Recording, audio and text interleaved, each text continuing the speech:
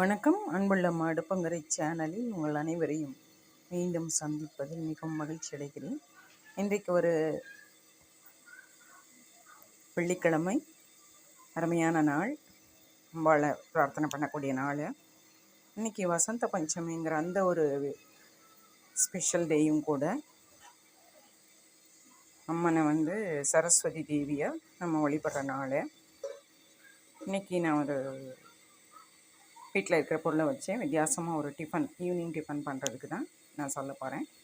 இது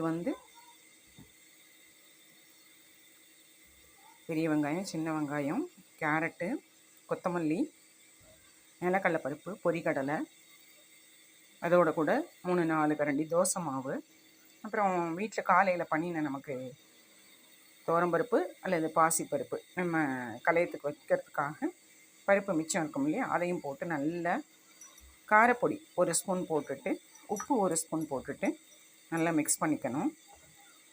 நல்லா கொஞ்சம் நேரம் ஊற விடணும். வேணும்னா கொஞ்சம் கடல மாவு சேர்த்துக்கலாம், நல்லாயிருக்கும் டேஸ்ட்டு. இதை கொஞ்சம் நேரம் நல்லா வேணும்னா ரவை கூட கொஞ்சம் சேர்த்துக்கலாம், ஒரு கைப்பிடி ரவை சேர்த்துக்கலாம்.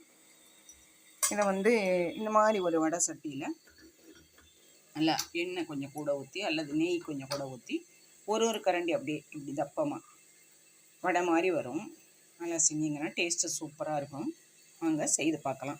இப்படி ஒரே ஒரு கரண்டி நல்லா 1 ஸ்பூன் எண்ணெய், நல்லெண்ணெய் தான் விட்டுருக்கேன், இல்லை நீங்கள் கடலெண்ணெய் விட்டுக்கலாம் அல்லது நெய் விட்டுக்கலாம். இந்த மாதிரி நல்லா ஒரு ரவுண்டு மாத்திரம் போட்டிங்கன்னா நல்லா பொறு நல்லா வெந்துடும். நல்லா 2 பக்கமும் ப்ரௌன் கலராக ஆனதுக்கப்புறம் எடுத்துகிட்டு சாஸு, தேங்காய் சட்னி அல்லது தக்காளி சட்னி தொட்டுட்டு சாப்பிட்டு பாருங்கள். டேஸ்ட் உண்மையிலே சூப்பராக இருக்கும். இது ஈவினிங் ஸ்நாக்ஸுக்கு ரொம்ப சூப்பராக இருக்கும். மார்னிங் ஹவர்ஸ்லேயும் நம்ம இந்த மாதிரி செய்யலாம். காய்கறி சத்து நமக்கு நல்லா கிடைக்கும்.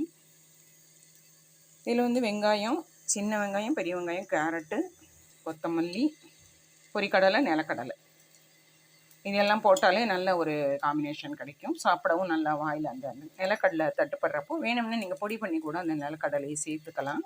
நல்லா டேஸ்ட்டாக இருக்கும். கட்டாயம் செய்து பாருங்கள். உங்களுக்கும் இது பிடிச்சிருக்குன்னு நினைக்கிறேன்.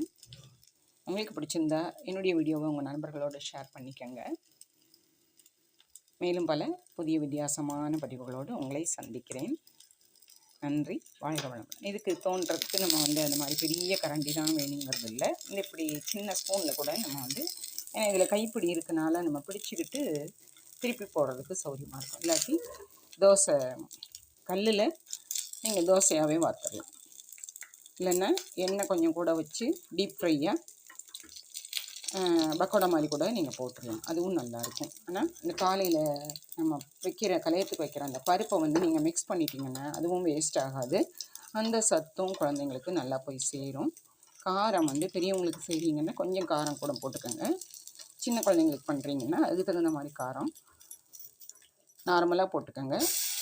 நல்லா ப்ரௌனாக வெந்துருச்சு பார்த்தீங்களா, நல்லா சாப்பிட கிறிஸ்பியாக இருக்கும், டேஸ்ட்டாக இருக்கும். செய்து பாருங்கள். நன்றி, வாழ்க வளமுடன்.